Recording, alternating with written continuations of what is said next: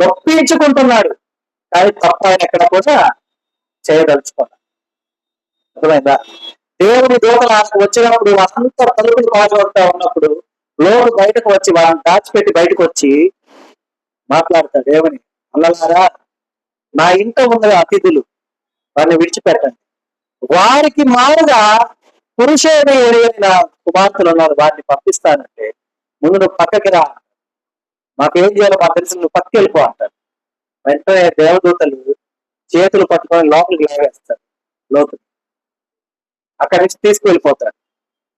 మీరు వెనక్కి తిరిగి చూడొద్దని ఆజ్ఞాపించిన తర్వాత లోతు కుటుంబం, ఎవరెవరు లోతు, తన భార్య, తన ఇద్దరు కుమార్తెలు వెళ్తూ ఉండగా స్త్రీ వెనక్కి తిరిగి చూడగానే అవేమైపోయిందమ్మా, స్తంభం అయిపోయింది. తర్వాత కుమార్తెలు ఇద్దరు లోతు అక్కడి నుంచి కొండ ప్రాంతానికి వెళ్ళిపోయిన తర్వాత అక్కడ ఎవరూ నివసించరు, వారు మాత్రమే ఉన్నారు. అయితే లోతు నీతిమంతుడై ఉన్నాడు, కానీ కుమార్తెలు ఎలా ఉన్నారు? ఒక సామాజిక వర్గంలో పుట్టి పెరిగిన వారై ఉన్నప్పుడు వారి మీద ప్రభావాలు ఎలా ఉంటాయి? అందుకని వారు అంటారు, ఏమంటారు తెలుసా? ఏమంటారు? చదివేపోయింది సార్, గుర్తుంది ఎవరికన్నా? లోక మర్యాదను. అంటే వారి లోకం ఏంటిది? వారు నివసించిందే వారి లోకం, వారి భావన.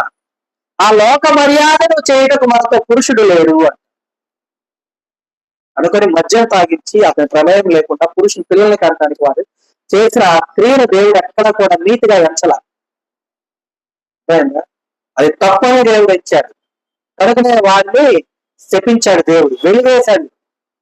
వారి యొక్క నుండి ఎవరిని కూడా దేవుడు రక్షించుటకు ఎవరిని కూడా చూడలేదు.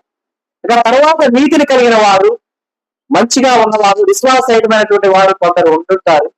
వారిని వారి యొక్క నీతి క్రియలను బట్టి మాత్రమే దేవుడు వారిని రక్షించి ఉంటాడు. కానీ ఈ యొక్క విధానంలో ఉన్నటువంటి వారిని ఎవరిని కూడా దేవుడు కాపాడలేదు, వారిని తన చెంతకు చేర్చలేదు. అర్థమైందా?